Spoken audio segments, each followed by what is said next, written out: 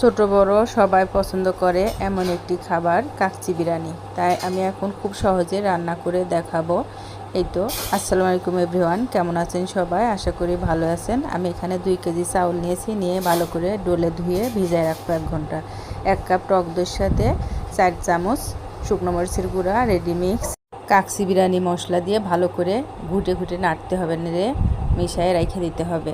এখানে আমি খাসির মাংস নিয়েছি 2.5 কেজি, নিয়ে এর মধ্যে পেঁয়াজ বেরেস্তা 1 কাপ পেঁয়াজ বেরেস্তা আর টক দই 2 চামচ, রসুন বাটা 2 চামচ, আদা বাটা 1 চামচ, জিরে বাটা 1 চামচ, লবণ 2 চামচ, গরম মশলার ডাল 3টা, ফল 4টা, এলাচ ফল 4টা, তেজপাতা 2টা, 2 চামচ কেওড়া জল দিয়ে যে মশলাটা আমি রেডি করে রাখছিলাম ওই মশলাটা দিয়ে দিলাম। 2 বাটি তেল দিয়ে দিলাম, দিয়ে মাংসটা ভালো করে মাখিয়ে 1 ঘন্টা রেস্টে রেখে দিতে হবে, সময় নিয়ে মাখাতে হবে।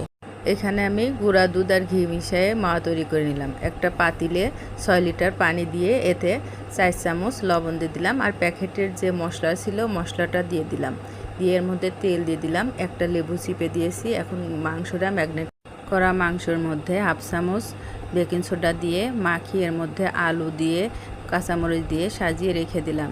এখানে যে চাউল ধুয়ে ভিজায় রাখছিলাম 1 ঘন্টা, ওই চাউলটা আমি এখন দিয়ে দিলাম, দিয়ে একটু নাড়া দিয়ে দিলাম যাতে দলা না পেকে যায়। এই তো চাউল যখন 80% সিদ্ধ হয়ে আসবে তখন আমি এই জন্য এই ফাঁকে মাংস রেডি করে নিব।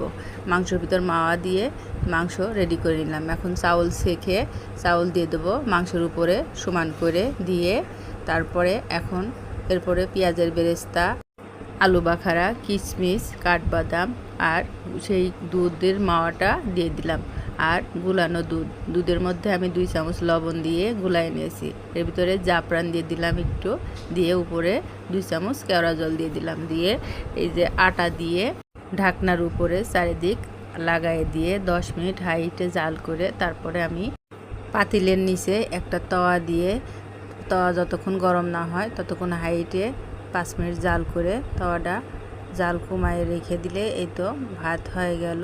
আমি 1 ঘন্টা 45 মিনিট জাল দিয়ে রাখছিলাম লো দিয়ে মিডিয়ামে। এই তো আমার ভাত ঝরঝরা সুন্দর হয়ে গেছে।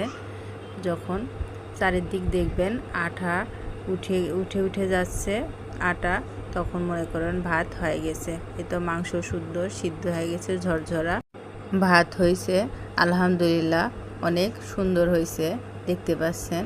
এই তো এখন আমার কাচ্চি বিরিয়ানি রেডি হয়ে গেছে। আমার ভিডিওটি যদি ভালো লাগে লাইক শেয়ার কমেন্ট করবেন, আর পেজটি ফলো দিতে রাখবেন।